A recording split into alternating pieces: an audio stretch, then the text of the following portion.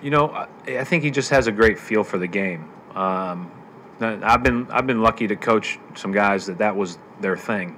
You know, great savvy, great feel for the game. None of those guys could do it at this speed, obviously, against this level of competition, but certainly with this speed that he can, and he sees things happen quickly and he picks them out. And he's one of the best passers in small areas that I've ever seen. Brad said you're the best he's seen at passing into a small area. What's the key to that? Can't give you the key to that. Can't give it away. You certainly know the history of this franchise. You moved past Bill Russell at the 5th all-time for assists. That means something to you? Yeah, anytime you play, or you pass up arguably the best Celtic of all time, your name is mentioned in the same breath, it's definitely an honor and a compliment. So, he wasn't a point guard, but he played here, I don't know how long, and to get on the same list and to pass him up is definitely an honor. Rondo makes history and the Celtics win 118-111. This is the Garden Report on Celtics Blog and CLNS Radio.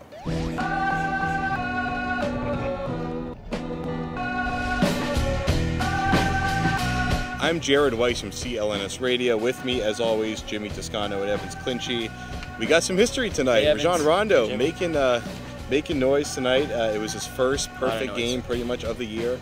And we got a lot to talk about. We're going to talk about Rondo, we're going to go into Jeff Green, then we're going to finish with the Box and Ball Awards. So the Celtics, they score 118 points.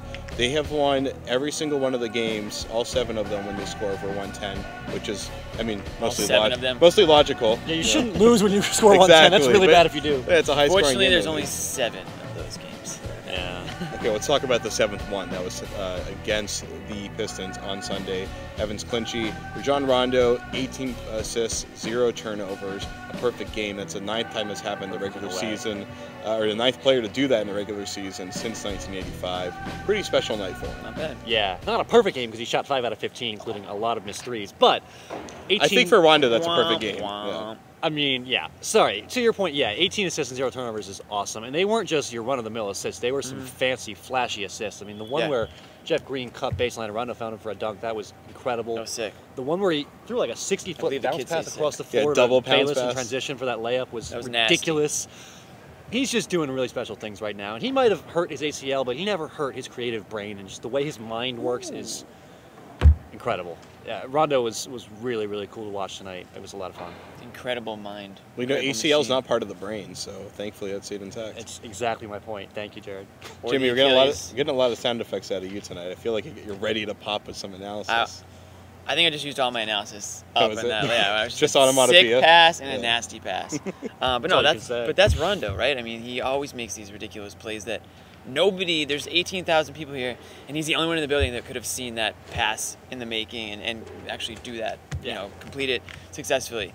The 18 assists, and don't forget the 0 turnovers. I mean, that's just something that even he said was more impressive to him than the 18 assists. I mean, especially when you consider Drummond, Monroe, Smith. These are big guys, where the ball's all over the court. I mean, not once it didn't hit these guys. I mean, we're talking about 3 7-footers here, basically. And for him to just thread the needle consistently and find the open man over and over and over, I mean, he's really starting to develop a good rapport with guys like Chris Humphries. I mean, he's always had one with Bass, but even Jeff Green. These guys are really benefiting from Rondo. I mean, just to think that I know 5, but I'm not sure if Humphries had more than that. 5 of his made baskets in the first quarter, all assisted by Rondo.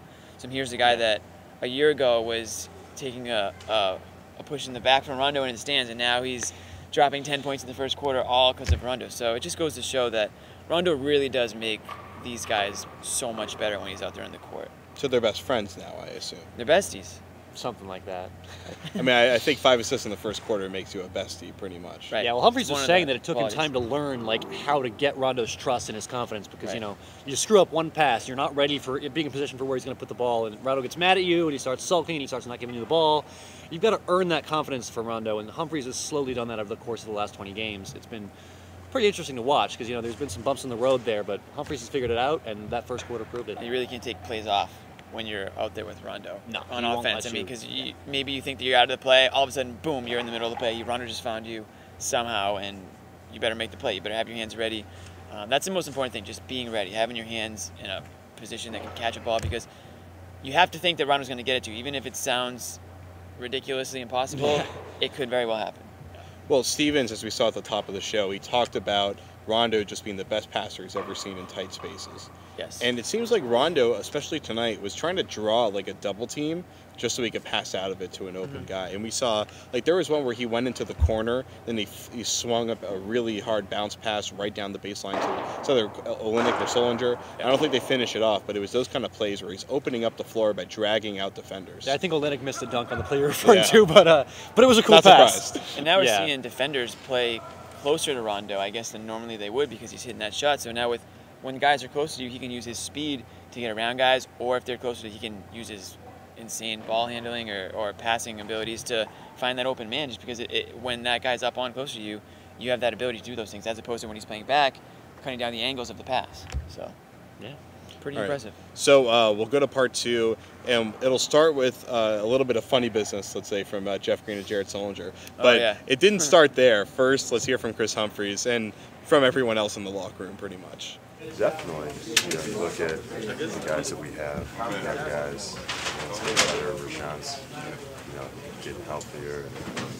Sully's been playing great this year. Oh, thanks, Tom. Yeah. Except for he's fouling a lot. He'll figure that out. Sully, you made it. So, yeah, I think, the coaching staff, too. Your teammates seem concerned about the scratch on your face. Are you concerned as much as they are? I don't know.